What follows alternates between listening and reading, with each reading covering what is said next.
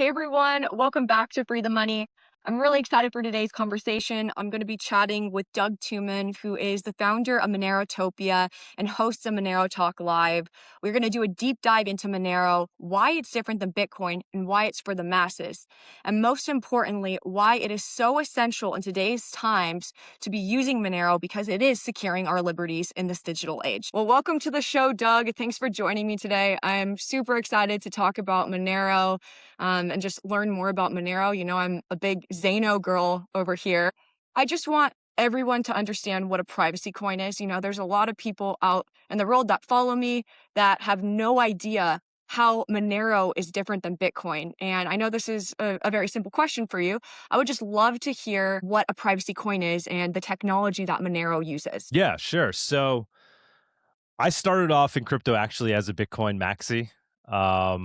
Actually, the first crypto I ever purchased was Dogecoin, believe it or not. That was Christmas Eve 2013. I knew nothing about cryptocurrency. I had heard Bitcoin mentioned a couple of times. Actually, the first time I really took notice was when Senator Chuck Schumer here in New York was talking about trying to shut down the Silk Road. And they use this Oh, thing called yeah. Bitcoin. I was like, whoa, wait, hold on. Now I'm interested. Unfortunately, I didn't do a deep dive at that point. I just figured, okay, they tried to create some alternative currency that's going to be shut down. I've heard of other things that had attempted that in the past, and they always got shut down. So I just assumed this would just be something else that would get shut down. They'll be able to just shut down Bitcoin. But it didn't get shut down. And then Dogecoin came out, and I didn't stop to learn about Bitcoin yet. I didn't know it was decentralized, all this stuff. I was like, you know what? Let me buy $50 worth because maybe I could, 1,000x my money, just like that Bitcoin thing did. And so I went on Reddit actually for the first time ever. That's when I became a Reddit user, and I sent somebody $50 over PayPal, and they sent me Dogecoin. Wow. And the best part of this story is the next morning I woke up on Christmas Day and I went to log into my Dogecoin online wallet and all my Doge was gone. I'm Oh like, my what the gosh. frick? And I go back to the Reddit Dogecoin forum and they're like, the top post was like, the Christmas hack. Like everybody's Dogecoin wallets on this service have been hacked. They fleeced and took millions, everybody's Doge.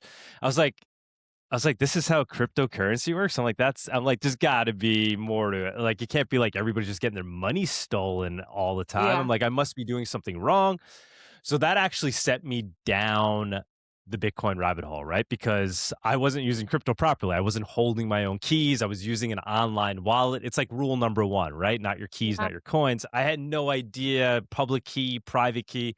So it got me reading about Bitcoin. And then when I understood, like, wow, okay, wait, this isn't just some centralized server, some dude's running where he made up some fake currency. I'm like, this thing is decentralized. And then I, started understanding the concept of proof of work and the concept of preventing double spending and all this stuff. And I really did become a Bitcoin Maxi. And I was like, wow, this is amazing. It's unstoppable. When Mount Gox happened, it was like the best thing that Mhm. ever happened to me because I was like, oh, wait, now I could buy more Bitcoin for even cheaper because like everybody thinks it's gonna get destroyed, but I'm like, this thing cannot get destroyed. I was fully sold. Unfortunately, I didn't have a lot of money then. I was a broke post college student, or no longer a student, but I was working, going to law school at night. I had, Oh, wow. obviously would have been nice to have more money to throw into Bitcoin at the time, but Mhm. I was bought and sold. But it wasn't until I actually started using Bitcoin that I started to lose my Bitcoin maximalism. Okay. And this was also early in my arc, in my trajectory. I sent a little bit online to like just see. I bought something off, somebody that was willing to accept Bitcoin. I was like, oh, that's cool. And then I would go look at the ledger to make sure the transaction went through, right? And it was in doing that when I was like, it's awesome that you could look at the ledger and your transaction went Mhm. through. I'm like, but the other guy on the other side who received my Bitcoin, he's also looking at the ledger, and he could even see how much money I have in my Bitcoin wallet. I'm like, You're like, this is if worse I than a paid it with the, bank. I'm like, yeah, this is worse than a credit card. This is worse than a bank. I'm like, this is not what like when I read the Satoshi white paper. It was a pseudo anonymous money, right? Is meant to be digital cash. I'm like, when I Mhm. spend cash, and buy a pizza for whatever. Well, now it's like $10 here in New York. The guy who sold me the pizza doesn't now know how much money I have in my bank account, right? That's how, like, cash has privacy built into it. So that sent me down the Monero rabbit hole, which actually Monero didn't even really exist yet. Like, Monero was just kind of being worked on. Zcash was being discussed as something that could solve this problem. And so proposals were being made, and I was interested in that. I was like seeing the writing on the wall with chain analysis, what's going to happen with Bitcoin. And perhaps I became a Monero Maxi too soon. It would have been nice to just hold Bitcoin in retrospect in terms of fiat value. Quick commercial break.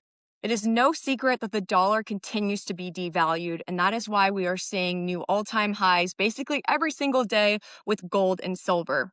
Back in 2021, I actually did something very wise, and I took my IRA and I rolled it over into a crypto IRA with iTrust Capital. I am so grateful I did this, and with iTrust Capital, you actually are able to purchase assets like Bitcoin, XRP, physical gold, and silver all inside a tax-advantaged IRA. It's like a traditional IRA, but upgraded because you are able to buy these assets.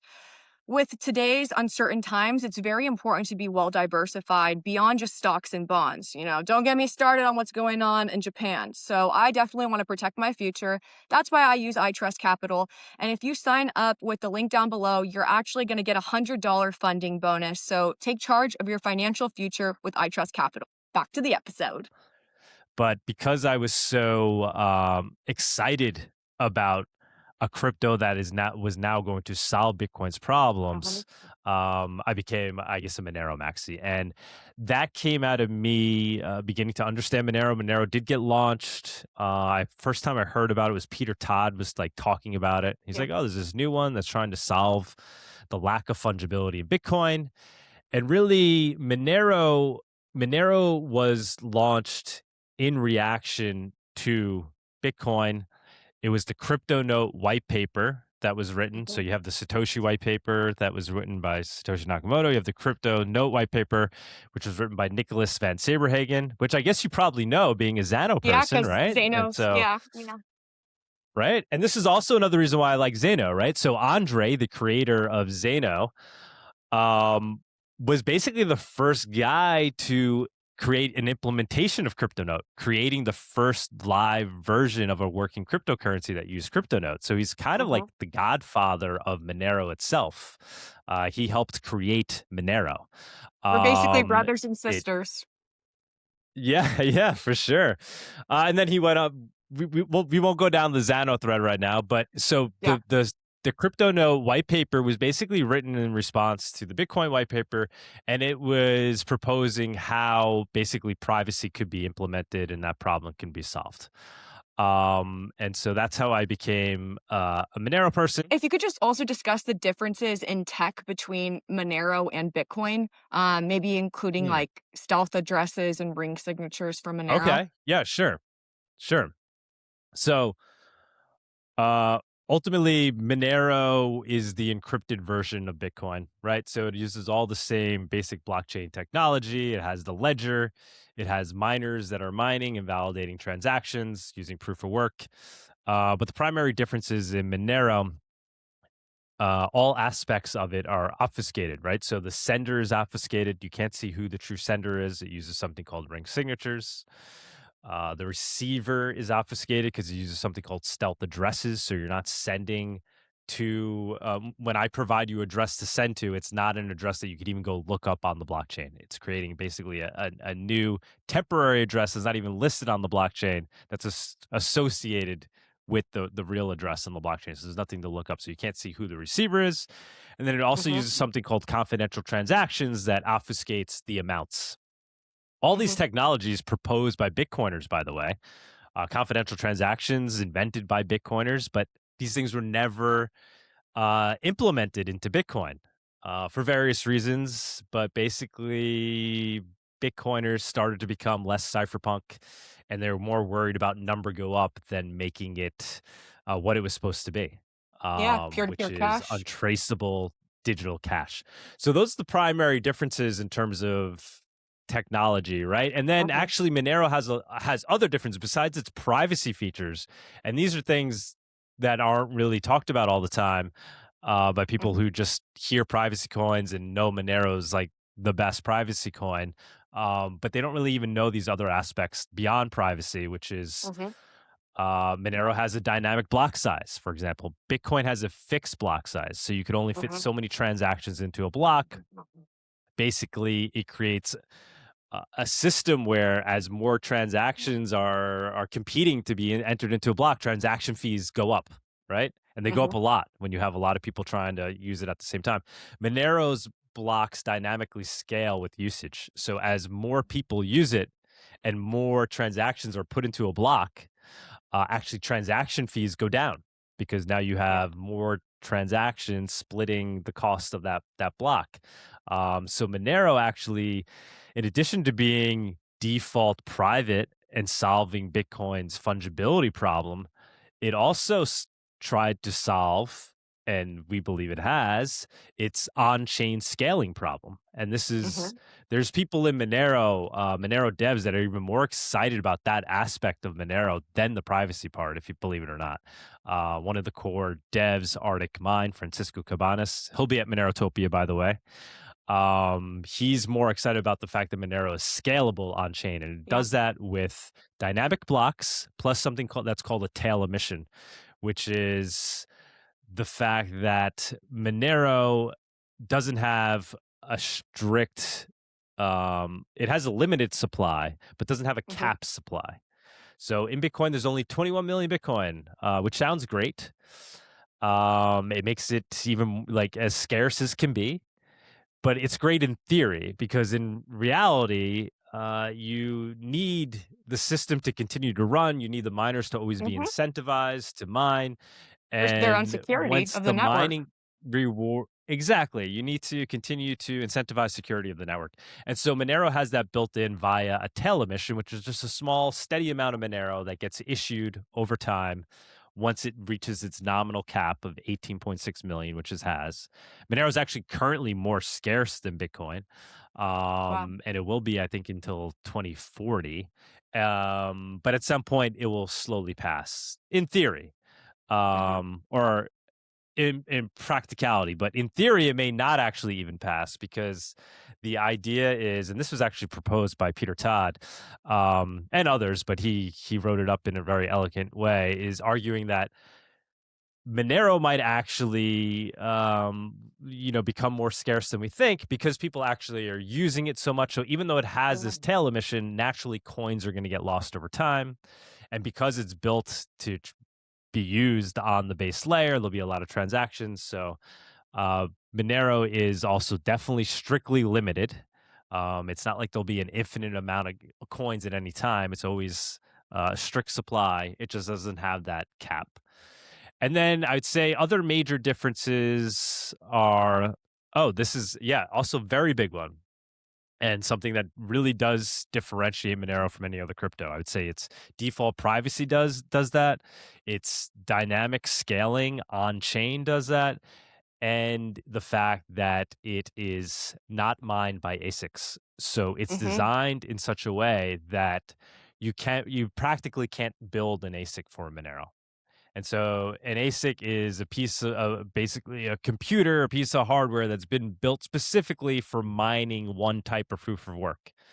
And that's what Bitcoin has, right? You very easily can Mhm. build ASICs for Bitcoin, and all mining done in Bitcoin is done by ASICs. With Monero, basically the ASIC of Monero is the general CPU.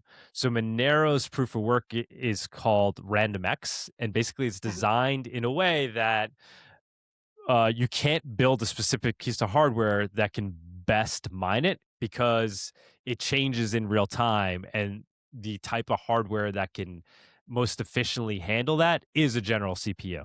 So it's designed to the specs of a general CPU so that the CPU essentially becomes the ASIC of Monero. And what that effectively does is it brings Monero closer towards this ideal of one CPU, one vote, which was one of the original visions of Satoshi as well, right? That it should be mined in such a way that people are competing with their personal computers. He didn't really Mhm. foresee ASICs at at that time.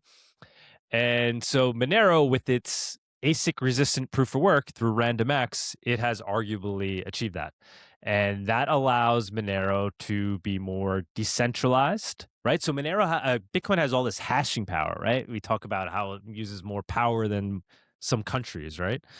But who's controlling that hashing power? Is Yeah. it just one company that produces all the mining equipment? It is, right? Like Now it with is. Yeah. computers, there's different companies that make CPUs, right? It's not just one, right? But in Bitcoin, there's just one company that makes the ASICs, and then there's like, I don't know, 5 companies effectively that are the ones that buy the ASICs and actually do the mining, right? You have there's quite a few out there, but the lion's share is a couple of big guys that control all the mining. And so while they're using all this hashing power and all this energy and all this compute, and while it would theoretically require, whatever, thousands of supercomputers to overcome it, and you could say, any one country wouldn't be able to overcome it. What a country can do, what a state can do is they could approach these miners because it's not Mm-hmm. people secretly mining in their basement.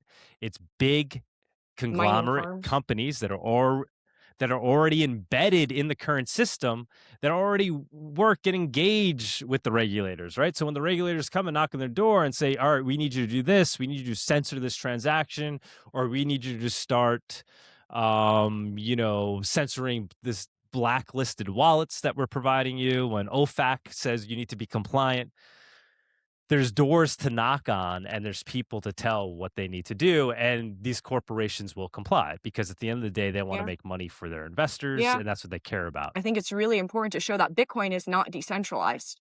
And I think that is that is a huge problem, obviously. And I don't think the wide majority of people these days realize that. And I love the point you were making about Right. how governments can be targeting miners and giving them certain incentives. And that's very scary, especially with the blacklisting. Already happened. There's already been incidents of it, and so it's not even theoretical. And then Yeah. you have the blockchain surveillance companies, which is a huge industry now as well, right? Hmm. And they work with the regulators and with the state to basically trace Bitcoin, right? And it's perfectly traceable. I don't know if you just saw, there's news that broke. I think it's in Holland that they're proposing to do unrealized capital gains tax on assets, Oh and my they're gosh. pointing out that Bitcoin is one that they can easily start Yeah. implementing this on, right? Yeah. Because it's I mean, so there's, easy for them to see how much Bitcoin everybody. It's a perfect ledger that they could look at and be like, okay, send the yeah. tax bill to that guy, send the tax bill to that guy, send the tax bill to that guy. So that's a major attack vector for Bitcoin. It's no longer not digital cash, but now it's no longer digital gold, right? Because Hmm. if the government, the state can see how much I have and can come take their pound of flesh, it's no longer a money that, that the state can't control. Yeah, I mean, this is why there's a real need for privacy. And right now, we've obviously seen all-time highs for Monero and Zcash. I want to talk a little bit about that. So Monero over the years has been delisted and has basically been the underdog. Governments hate Monero for obvious reasons that you just talked about. What do you think this all-time high symbolizes to you? Like, obviously, you've dedicated the past decade plus of your life to Monero and to educating people. I'm sure that all-time high felt pretty nice. Yeah, it did. I mean, it felt way overdue, and to the point Yeah. where I'm so beaten down that like you don't even like it's almost like a beaten dog. Like I like you almost want the abuse at this point. You're not used to it actually going. Like you get nervous. Like what happened? I've been waiting. I mean, the last time Monero hit $500 was in 2017, 2018. Okay. And so, yeah, as a Monero bro, it's been, like I said, I would have been a lot better off if I just held Bitcoin and then slowly. Yeah. But I'm an idealist, right? I got I into love that. crypto because of the freedom, the liberty Yeah. aspects. The same reason I was so like Maxi Bitcoin, I became Maxi Monero, and it's not for me. It wasn't. I mean, honestly, it's not about fiat value to it. It's Yeah. about using the one that the state can't fuck with. at the end of the Yeah. day, because that's what makes it so attract. That's why it's an attractive asset. That's Yeah. why it's interesting. That's why it's going to be disruptive. That's why it's going to change the world for the better, in my opinion. But yeah, I was very excited when it finally started to reach what I think is Mhm. fair value. I mean, I see a Monero being fairly valued at this point as like, let's say $2,000 to $3,000 versus Bitcoin, but when Bitcoin's at $100,000. So I'd see it Okay. at like 2 to 3% is like the fair value of Monero. Yeah. And then over time, I would say even 5 to 10%. That market, that whole market of the private version of Bitcoin, the encrypted version of Bitcoin, I see that easily being 5 to 10% of Bitcoin's market cap. Yeah. Now, whether that's just Monero or some combination of Monero, Zcash, Xano, whatever it Zano. be, Yeah. but that sector of the market, I think, is going to be like 10% of Bitcoin's market cap Yeah. Do you think people are slowly waking ultimately. up to the fact that we are being watched entirely, and and this is why people are being pushed towards these privacy coins? For sure, for sure. The Bitcoiners are waking up because they're seeing, they're seeing people get jacked in the street because they ordered a ledger, right? And now the criminals can see how much freaking Bitcoin they have. They're waking up to that. People are waking up to the fact that the people in Iran are driving up the price of Bitcoin because it's an asset that supposedly can't be easily confiscated. But what's the next realization? Wait, but the government can see that I'm using it, that I have it. The Canadian trucker rally was a big eye Yeah. opener for people in that regard. That opened up people's crypto eyes towards the flaw of Bitcoin. But yeah, even outside of crypto, normies are waking up to Mhm. the lack of privacy that we have. Everybody's online. They're realizing that all their movements are known, all their data. The government has all their data. The Yeah. government knows where they are, and the government can see how they're spending their money. And people are starting to see the negative implications of that. Mhm. And realizing the importance of privacy tech, right? We're talking about all these great things that AI is going to bring. Elon Musk is saying you don't even have to save money right now. Everybody's going to have a robot that's going to be working for them for free in the future, Yeah, it's and like, food is "Sorry, going to I be don't so want cheap, and universal housing going to basic be so cheap. income." Right. So what's the one thing that we're not going to have? Everything's going to be given to us. But there's going to be Yeah. one thing that we're not going to have in this world that they're describing. That's Yeah. privacy, that's liberty, that's individuality. And the Mhm. only way we're going to be able to preserve that and preserve our humanity, if we're living in this world with AI, surveillance, everybody's doing digital 24/7, the only thing that's going to give us a chance of preserving our humanity is privacy, so that we can act Yeah. as free moving individuals Yeah. among others, right? Privately, sending them encrypted messages, sending them Mhm. encrypted money, so we can continue to associate freely, discuss things freely with others without an authority seeing what we're doing, seeing what the Mhm. masses is doing, and ultimately then being able to implement the masses in any direction they want to implement them, manipulate them. So it's absolutely vital that we have untraceable digital cash as a tool Mhm. in the digital age. It's absolutely vital that we have encrypted communications, Mhm. and I do think people are waking up to that Yeah. 100%. No, I absolutely agree with you. So if, you know, privacy is so important, security of our assets is also really important. I'm just curious of your thoughts on how people can ensure that their assets are secure, because I just saw someone unfortunately, I think it was Atomic Wallet, and he lost about like just a little under $500,000. And I think Atomic Wallet denied this, but did you hear about that hack? I did. I saw it on X, and then I saw people calling that guy out, saying like he doesn't seem legit. Okay. But it doesn't matter anyway. I mean, the Yeah. point is, Atomic Wallet, in my understanding, is not yet open source, right? Okay. So I'm not, I'm not going to I don't know them well. I haven't really looked at their Yeah. wallet. I haven't used it. They have reached out. They wanted to participate in MoneroTopia, but like I'm careful with, and I'm not going to say I'm not, maybe they can prove themselves, but as of now, my understanding is they're not open source. So that's a no-no for wallets in particular, right? Yeah. If you're going to use a crypto wallet, you got to hold your own keys. I'm sure on Atomic Wallet you can do that. But if it's not open source, there's potential attack vectors there that you don't know of, right? And could be corrupted, whatever. So I'm not saying that is the case with Atomic Wallet, but that's kind of rule number one. So pick an open source wallet Yeah. like Cake Wallet, something that's been vetted by the community over time, where Mhm. other devs have looked at it and they trust the code. And everybody says, okay, this is legit. And you hold your own keys, always hold your own Yes. keys. That is the basics of using crypto. Never sending anybody your seed, obviously. Like, if somebody's trying to help Yeah. you with something, Yeah. never send them your seed. Could we go over maybe certain This is ways people elect. could make sure their seed phrases are secure just from your expertise? Yeah, I mean, so obviously writing it down and keeping multiple copies and then storing those in safe places and writing it down in some permanent way, and Hmm. keeping in, fire safe, waterproof way, and keeping your Yeah. seed somewhere. People use hardware devices. In Monero, we've never really had an easy like. I think you can now store it on Ledger or one of these. I don't really keep up with it, to be honest.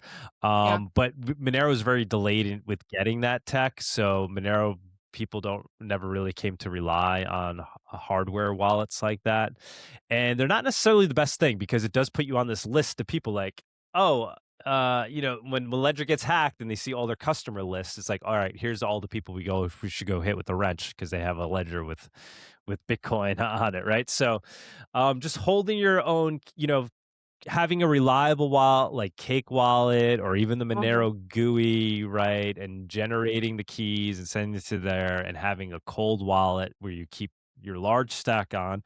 And Yes. then on your phone, not keeping millions of dollars, right? Yeah. Like, and I would say just store them by writing them down or getting even these. They make these like metal things that you could put the seeds phrases on, and then keeping them in safe areas in multiple areas. Not keeping them Yeah. on your person. Not even keeping them in your home, right? I think this is very important to talk about because, Hmm. there are a lot of people that are wanting to get into It is. privacy coins or just crypto in general, and they need to have strategy because, what is the importance of holding these assets and Hmm. transacting with these assets if you're susceptible to being hacked? And, like obviously you experienced that right in the beginning of your crypto Yeah. journey. So it's great that you're able to share that information with others. You've done so much work in the Monero community. It seems like you've dedicated the past 10 years or so of your life in dedication to Monero and growing this community. You have an event called MoneroTopia, which I am very sad I'm not going to be able to attend this year, although I'd love to come in the future. Can you tell me a little bit about your event and why having a strong community is so important for growing Monero's adoption? Yeah, for sure. I know it would have been great to have you there. I was trying to get you to host. I Yeah. contacted you too late. I didn't. I only recently discovered you. I started seeing you doing the Xana posts, and I was like, you know what? She could be a good MoneroTopia host. But Well, thank you. yeah, conference. Hopefully, we'll be doing another one. I'm sure. I always kind of say like because it takes so much out of you. I'm always kind of like maybe this is the last one. But no, I'm gonna keep. I'm sure I'm gonna keep Good. doing these. Been doing them. This is my fourth MoneroTopia conference. It's taking place in Mexico City. We've done three in the same venue in Mexico City. It's an amazing venue. It's in the Roma district of Mexico City, which is a beautiful area. It's kind of like being in like the West Village of New York City. It's like very nice, restaurants and whatnot. And in the venue itself is in a what was once like a public park that got commandeered and taken over by these hippies, honestly, in Mexico. And they built like a big dome there and they have like an area for a marketplace. And it's a beautiful place, what they've turned it into. It's like very well managed. It's by, this great group of people. It's called Huerta Roma. And so they always have a marketplace that's happening there anyway. So my thinking was I wanted to do a conference where people would actually be using Monero. So we do it in this venue where we have a marketplace built into it. So it's like you're walking around in Mexico and you can literally from the public kind of even walk right through the conference, through the marketplace. And we try to get everybody in the marketplace accepting Monero. And now it being our third year in the same venue, more and more of the vendors are, and a lot of them are vendors that were there from previous years. So they're happy. They're Monero. They've earned more fiat value in the Monero, and they've seen Yeah. it grow. And so you could come to MoneroTopia and you can live off of Monero for 4 days as you listen to talks from all sorts of privacy tech projects.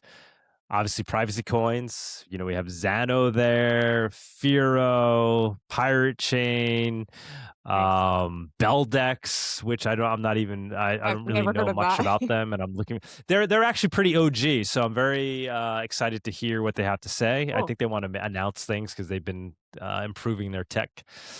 Um, right? I mentioned Xano, Yeah. right? I should pull up the list.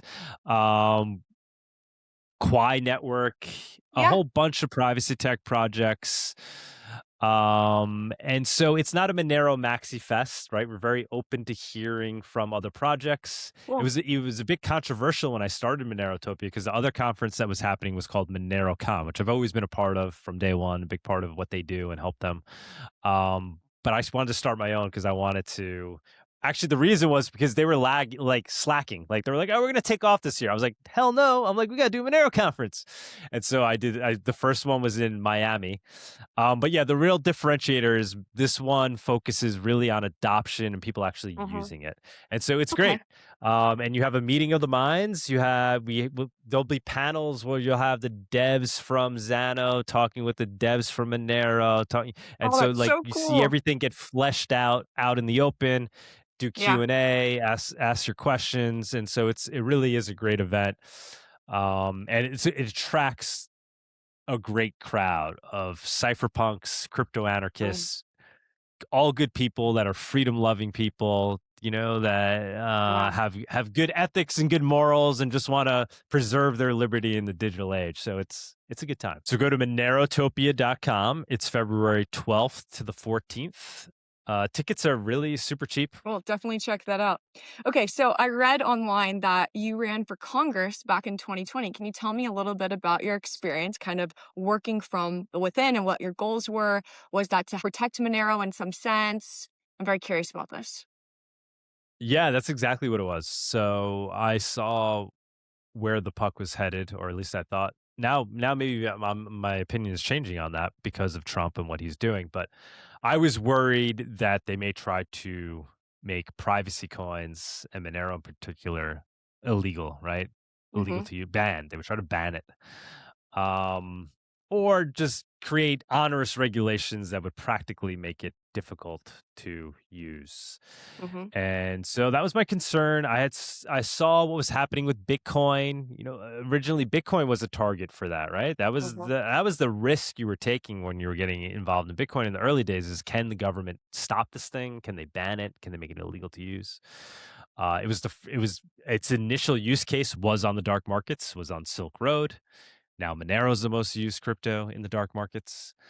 And so I saw the arguments that were being made on the floor of Congress and in front of these Senate committees and these congressional hearings where they talk about crypto and they have these experts there. And, the congressman would then say, but shouldn't we be concerned that this can be used for money laundering and it can be used on the dark market and it can be used to evade? And the response then always was, well, don't worry. Don't worry, sir. It's actually perfectly traceable. In fact, it makes it harder to do any of those things, which sounds great in theory, right? Like, sure, I don't want more crime, but it was proving that Bitcoin isn't what it's meant to be. And I weren't hearing them making what the arguments that should have been made was, all right, Mm-hmm. well, even if you can't see what's happening, this aligns with the values of the United States government. We need a cash replacement. They're trying to eliminate cash. Cash is Yeah. vital for an open and free society. We need some form of Yes. digital cash. It's free speech money. It aligns with the ideals of the Constitution. Technically, if you try to ban it, you'd be violating, free speech rights. You'd be violating, all these things, right? And I never heard those arguments being made, and so I wanted somebody to be there to make those arguments if it came to that.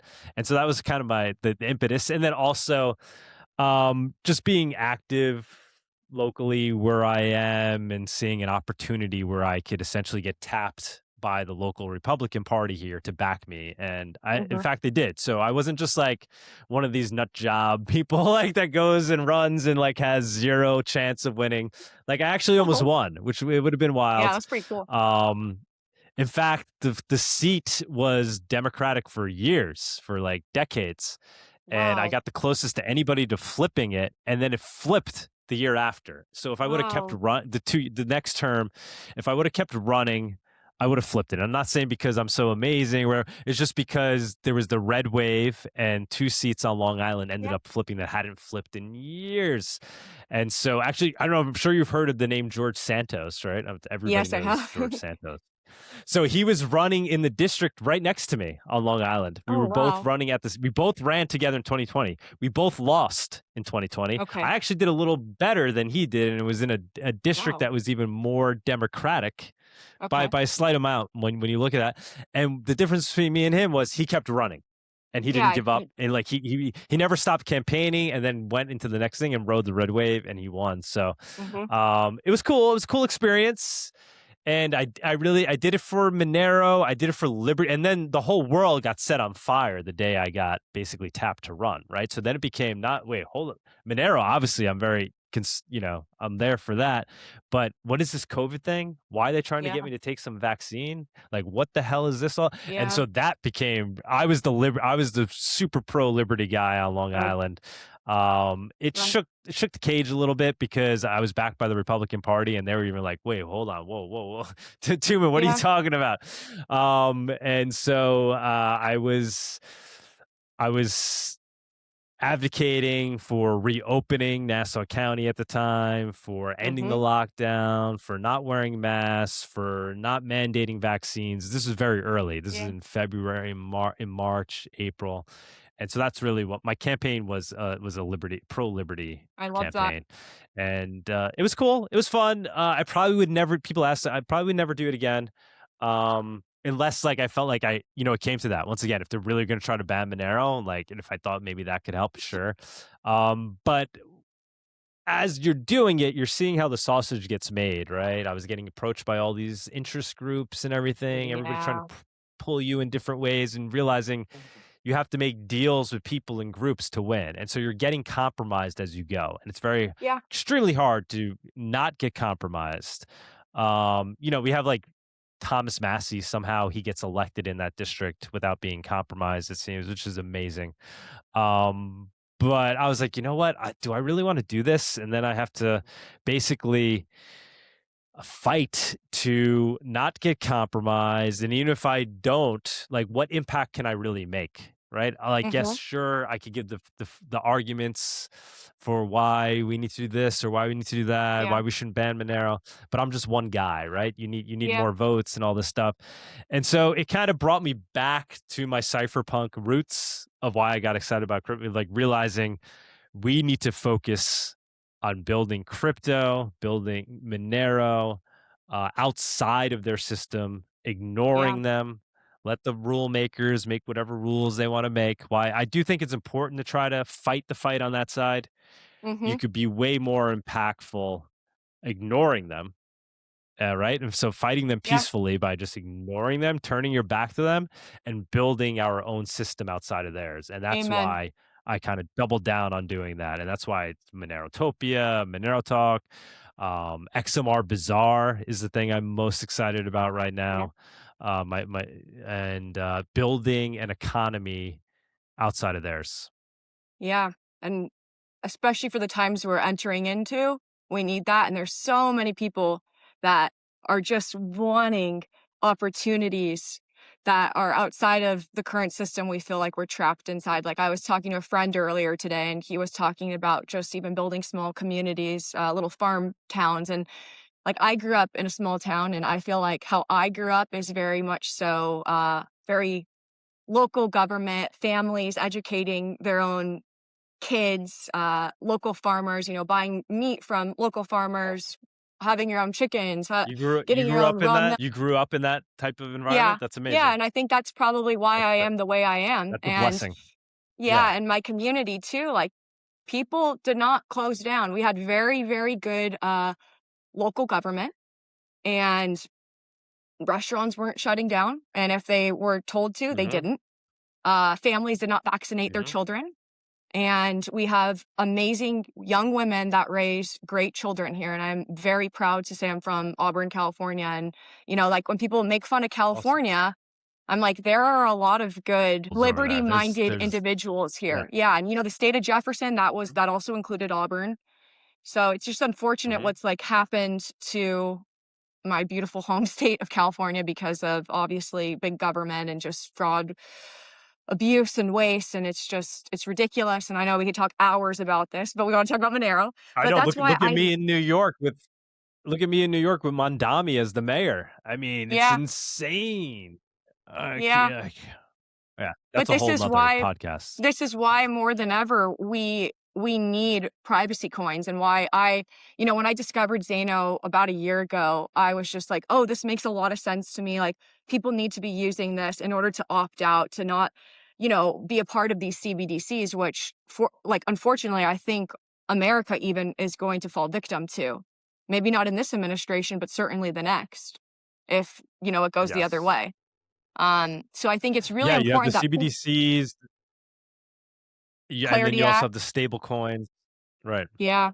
Mhm. Yeah, and that's why I think, and this is why I have my shows, because my show is for everyone, and I want people to understand that privacy is for everyone. It's not just for intellectuals or nerds. It's literally anyone could be using Monero, anyone could be using Zano, and the more we talk about it openly and show that normal people can also use it, it's just like the bigger it's going to grow, and the more opportunities we are Exactly. going to have to be able to take back our sovereignty. So I feel really passionate about it, and that's why I've been like so excited to connect with so many like liberty-minded individuals, and like meet you and stuff. So it's really cool.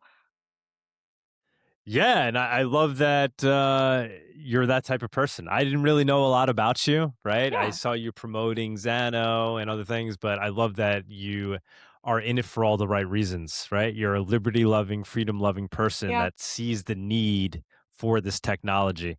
And yet yeah. we do need to make it go mainstream. You know, some people in the Mhm. Monero community are like, "Oh no, like it's better that it's niche. We're less of a target." There are some people who kind of think that way, but no, that we need to reframe it, right, and normalize it. It shouldn't. Mhm. We shouldn't feel like we're using something that you shouldn't be allowed to use. We should be Yeah, allowed to use it. It needs to be framed that way, and we need to just go out there and use it, and not comply if we're in some scenario where they're saying you can't.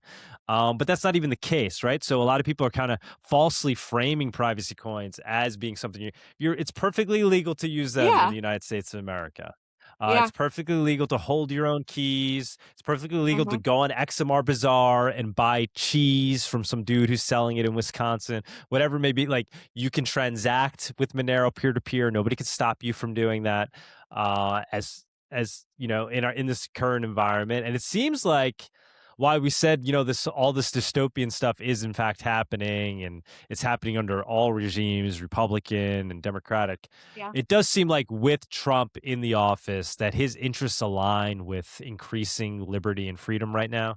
Like, yeah, I'm not saying trust in the system, trust Trump, no, yeah, trust in somebody, right? Like I said, like we got to build our own thing, but yeah, it does seem like we're at a time where Trump's interests are aligned with he wants to get rid of globalism. He yeah, doesn't want these central bank digital currencies, and I think he does see the need for a digital cash asset. Yeah. I think I could see Yeah. him understanding the need for that. Definitely RFK has voiced that. So people in his administration understand Mhm. that. So I do think we're in a time where things will loosen up, if anything, for Yeah. privacy coins in the United States. I I think obviously the Trumps all were debanked, so they understand probably more than any of There you go. us what that's like. Exactly. The only fear I have is basically a lot of the people in Trump's administration. I think Trump is a good man. I've had the pleasure of meeting him a few times because of golf, and I think he's a wonderful person. Yeah. Um, but I do Awesome. think, like with the Clarity Act, what that is going to do for DeFi and possibly not being able to have custody of your own keys, I think that is really problematic and needs to be like closely looked at. And there's amazing people out there like Aaron Day that speak and so freely I was just online and say, have done yeah. so much research. So I really encourage people to check him out. Like Mhm. Aaron Day is brilliant. He's like one of my favorite X pages, and he Really. really does those deep dives. Yeah. Uh, but I think what I Yeah, love what you he's said about amazing. He'll be at I'm sorry. He'll be at the MoneroTopia conference, and I agree with you. He's like a sleuth when it comes to yeah, new legislation and stuff that's put out, and he kind of really get connects all the pieces and all the players and exposes what the con is, because there's always a con yeah. with this legislation. There's always some Yeah, backdoor. But yeah, go and ahead. like, we definitely are in better hands than we would ever be with like communist Kamala Harris, obviously. And like I said, I really like Trump, but I think we always we can never be trusting of anyone. The only person or the only one we can be trusting of is God Himself. We cannot put faith or trust in any man, and I think people sometimes put 100. trust in authority, and you can't do that.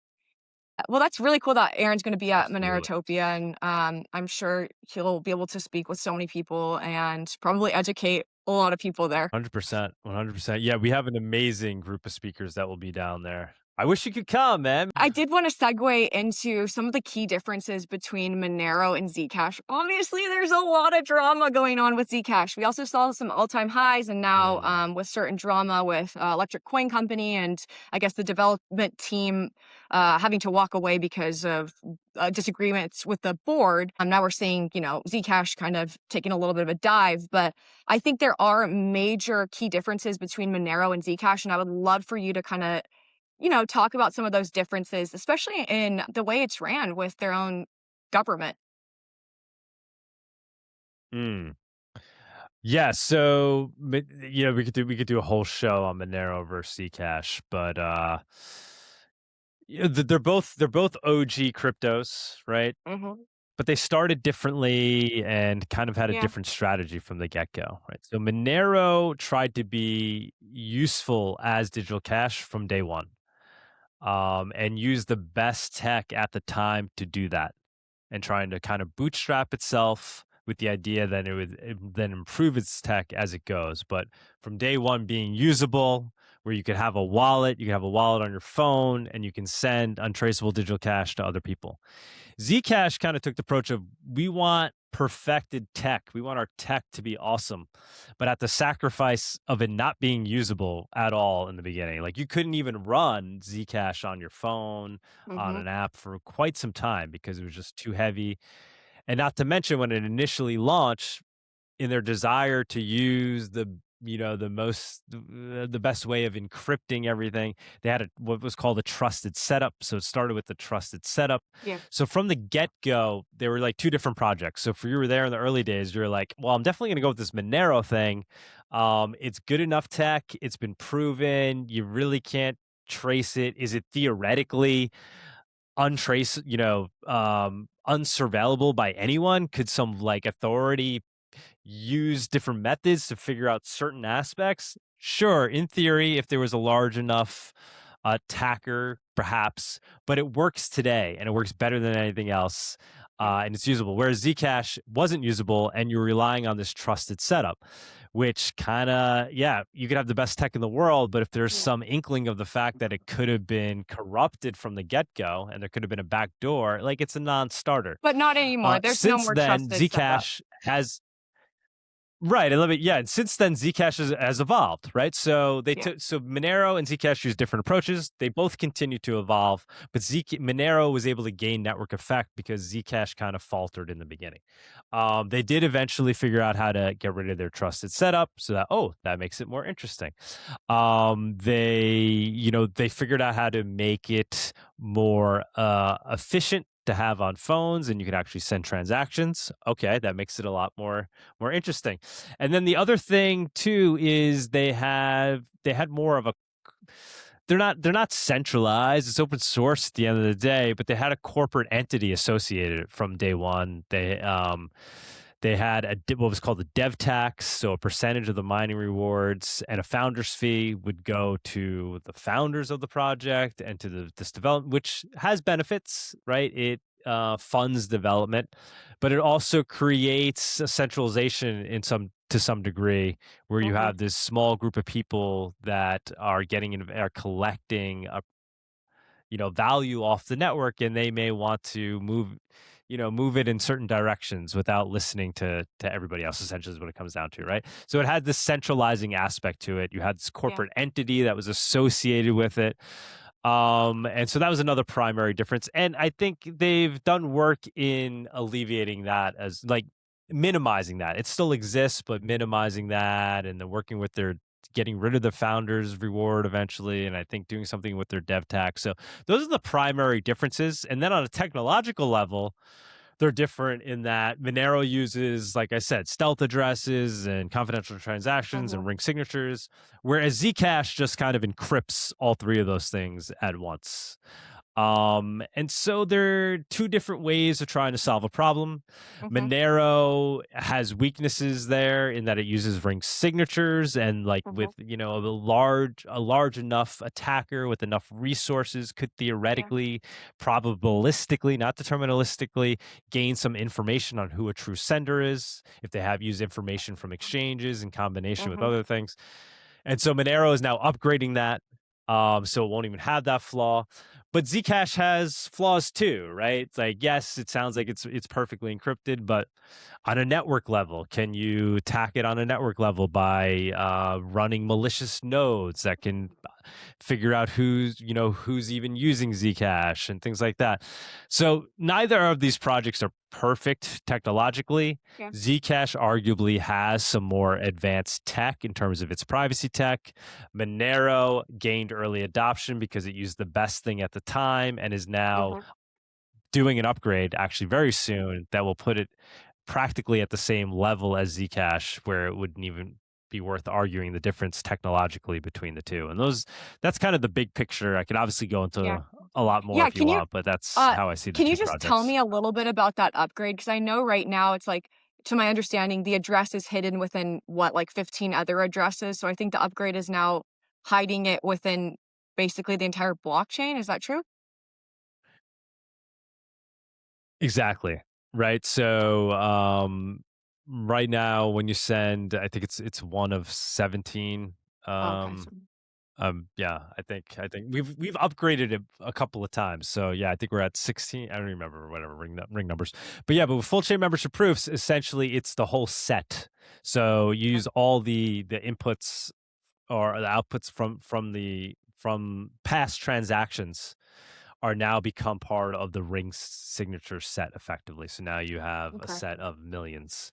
And at that point, it's equivalent to Zcash's overall privacy. And when people say, "Oh, zero knowledge proofs," like Monero has zero knowledge proofs. It's had it from day one. That's how confidential transaction works. So it's kind of funny. Like Zcash isn't the zero knowledge proof coin. Monero has zero knowledge proofs as well. It's just using other tech and different things. And there's advantages and disadvantages to both. And obviously, Monero's greatest advantage, just like it is over Xano, is that it's more used. And that's really where Monero and Zcash also differ the most. But also, wouldn't you say like a major advantage is that Monero is private by default rather than Zcash, has the ability to be shielded or Yes, unshielded? thank you. Like that creates major vulnerabilities, in my Yes. opinion. Oh my God. Thank you. Yeah, I don't know why I don't know why I didn't include that in my top list there of differences and things. Yeah, the other major Yeah. difference is that Monero is private by default and Zcash is not. And Zcashers will tell you that doesn't matter. But really, what Monero's default privacy does is it makes it fungible, right? Okay. So when it's private by default, every transaction looks like every other transaction. In Zcash, you have this non private portion of it, which is basically Uh-huh. like Bitcoin. It's the same. Even this, it's a fork of Bitcoin actually. So it's as surveillable as Bitcoin is. So you have all these and most of Zcash's transactions are taking place in this Yeah. transparent pool, right? And then people can move it, they could shield it and move it into the encrypted one. So all of those are perfectly traceable, and you have this Yeah. small amount of usage that's happening in the untraceable area. And so obviously there's timing attacks that can be made. There's amount and timing attacks where maybe you could associate somebody who went into the private pool and then came back out and figure out who that person was, and that isn't a Yeah. problem. That's an attack vector. Zcashers will like to say it's not, but it's attack vector. And the main, like I said, really what it does is it differentiates Monero, and that Monero is the true fungible crypto, right? Because every transaction is the same. There's no history attached with any of them. You can't differentiate any Monero from any other Mm-hmm. Monero. Whereas in Zcash, um, you have the encrypted ones and the unencrypted ones, which can be tainted essentially. Yeah. And I just think from someone that, is not necessarily the most techie person, thinking logically, you would assume that the currency that's listed on the major platforms that's quote unquote a privacy coin is probably not that private. Obviously you're buying the unshielded Zcash, but I would assume that the one that they have attacked the most is probably Right. the one that I would want. Yeah, I mean, because you're a smart, rational person, right? You're not easily fooled. But Yeah, I yeah, you guess. could, I'm good. the ones that the governments don't like, the Yeah. the ones that the governments don't like are probably doing something right? Yeah. So, um, that being said, Zcash has also managed to become listed because they have people advocating that Mhm. because they have this dev tax, right? So they Yeah. have a budget that they put towards attorneys that they then go and have and basically lobby, right? They actually are in DC lobbying. They were on the Mhm. SEC panel where they had the privacy SEC panel where Yeah. Monero wasn't even mentioned. The most used privacy coin wasn't even mentioned. And who's there? Zcash. Why? Because they have this money that they put towards lobbying that they use through Yeah. these corporate structures that they have. And so that's a big difference. And then they also lobby the exchanges and pay Mhm. listing fees and get them listed. And then they've even done things to their tech in reaction to the regulators to make their tech more friendly for the regulators, and they Yeah. created a new address scheme just for exchanges, um, Wow. which Monero would never do Yeah, because it and that wants makes a to stay default private. It wouldn't be willing to. Mhm. that makes a lot of sense why So the core development team left, because maybe they saw, like, how things are being compromised, and maybe it just did not live up to their ethics. I don't know, I mean, like, I don't have any inside scoop on that, but well, yeah, I it mean, I don't want to throw that much FUD out yeah. there. Yeah, no, Yeah. because I don't. They didn't leave. I mean, I try to be. They moved. They left the wallet that they were the Zashi Yeah. wallet, right? And Zashi, so 'cause they now the code itself hasn't been affected. The no. devs are still Yeah. working on Zcash protocol. I highly respect Zcash and the tech and Zuko. Zuko's super Yeah. OG. Um, he's as OG as you get. He was one of the first guys communicating with Satoshi. Mhm.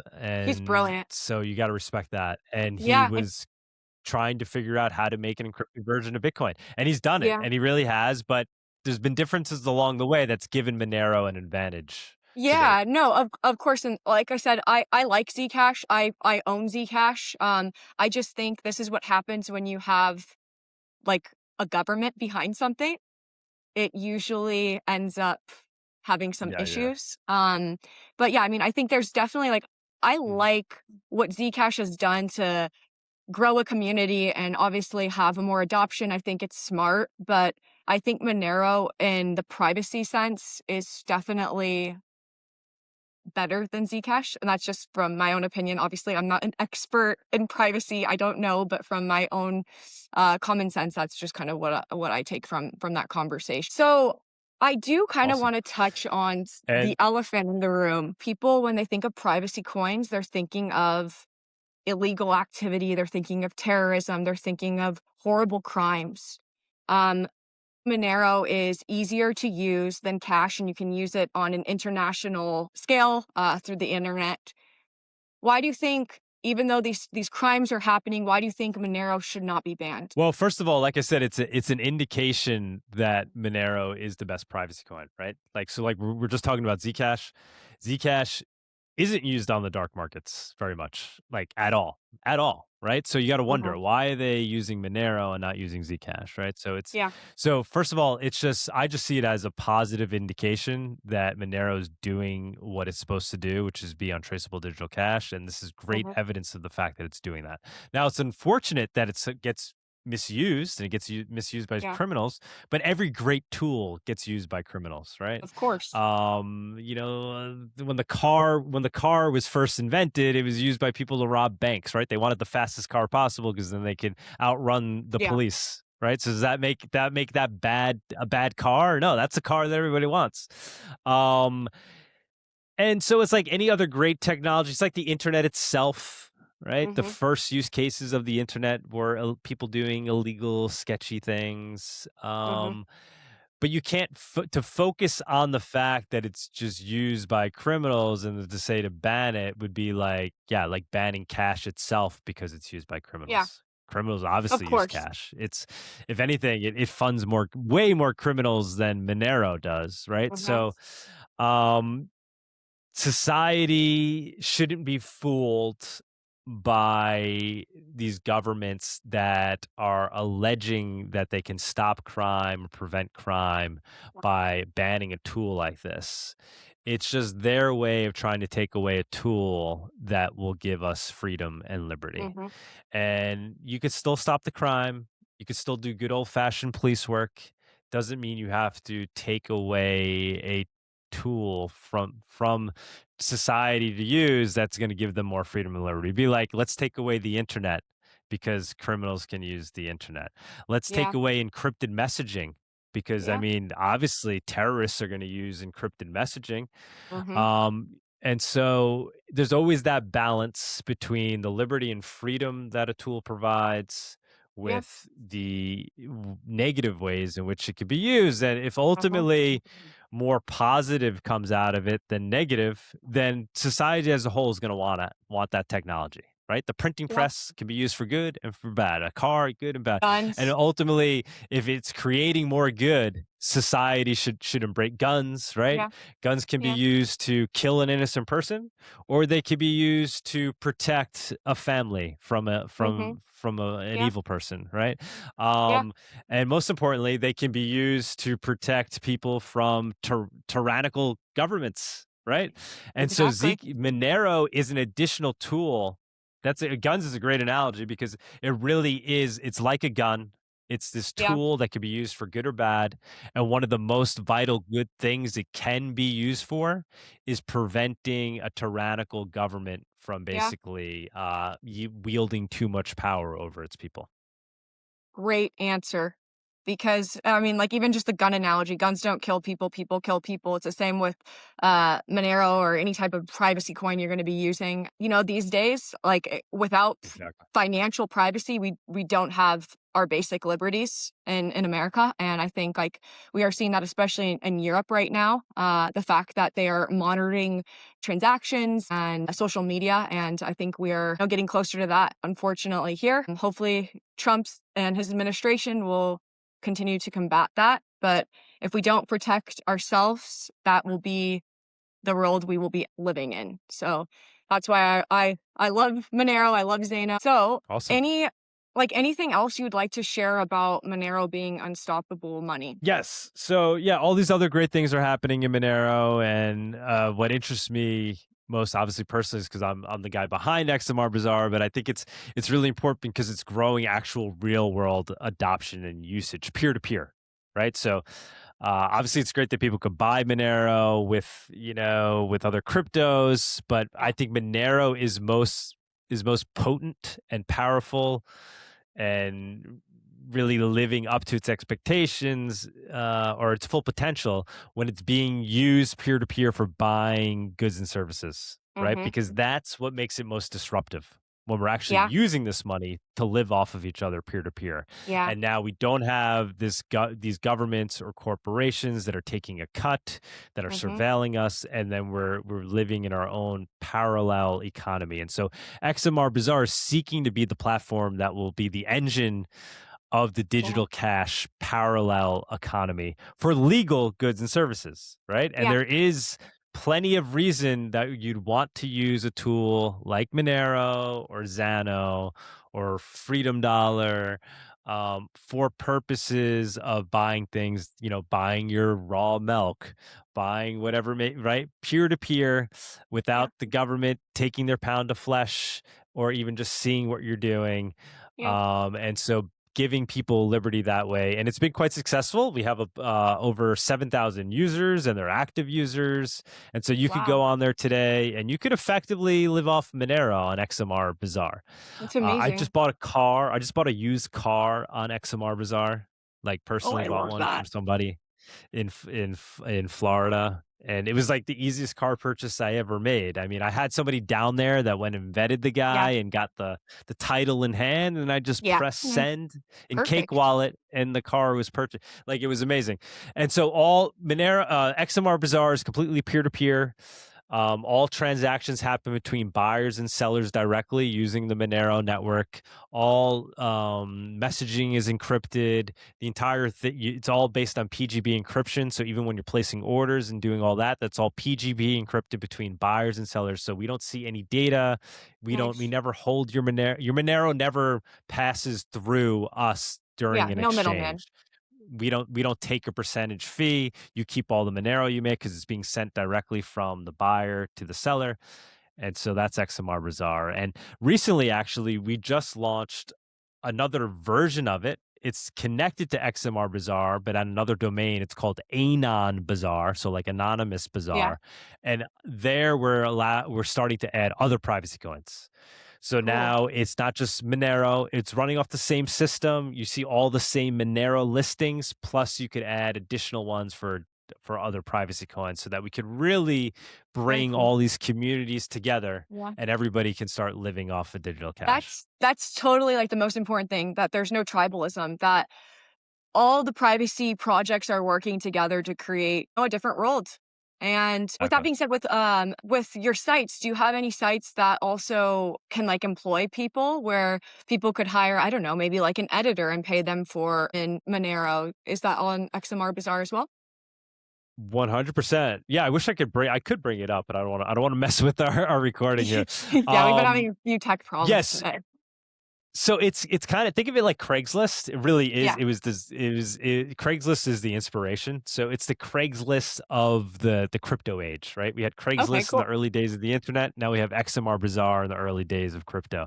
So you could people are selling houses on there. People are renting out rooms. Oh, People cool. are posting their services. Yeah, like I'm whatever. I'm a graphics artist, and I live in anywhere, right? You could be in freaking Kenya posting that you're a graphics artist getting hired by somebody in New York, which is beautiful, right? Because that's something you can Uh-huh. only do with crypto. And you could be paying this person in digital cash. You're not using the Visa system, you're Yeah. not using fiat, you're not paying banking Yeah. fees, you're not waiting days and you're sending money to this person just like you took $100 bill out of your pocket, reach across the world and put it in Yeah. their pocket, Oh, and that's nobody could even amazing. like see what you're doing. You And are so yeah, you're doing incredible services are a work. very big part of it.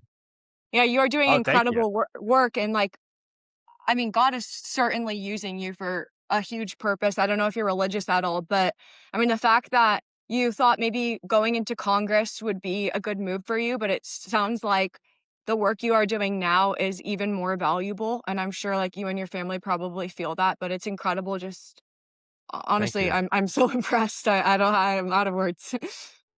Thank you. And I mean, I'm I guess I am becoming. I don't know. I don't want to talk about. I don't talk about religion and stuff much. Yeah, But yeah, I definitely am becoming more and more closer to God as I see the direction the world is heading in. yeah, And yeah, drink because there's real evil out there. The yeah, evil is not a theory, and I think things are even darker than what we see of and can course. imagine. Yeah. And so we need tools and things that are going to protect us, protect our freedom, protect our Hmm. liberty, because there's very powerful people, groups, associations that want to take it away and Yeah. have made a lot of progress. And these people are evil, right? And it is Yeah. it is at the end of the day a fight between good and evil. I'm not Yeah. saying I'm some great person, but I do want No, to I do no. want to see I do want to see good win, and this is what I Yeah. think this is the fight we need to fight Yeah. to make sure And that what happens. what I really like to also say is God can use everyone. I mean, look at he's using you, now he's using me with my show, and I'm not a coder, I'm not a developer. I am just a person that can speak and knows a lot of people, so I'm able to give people a platform. But if anyone feels passionate about this, trust me, like you can get involved. There's room for everyone, right? Oh, totally. Yeah. Especially now in this stage. I mean, I always say, like, I'm blessed to be a part of Monero at this. It's like I feel like we're like the founding fathers, right? It's like being at the early days this country was created.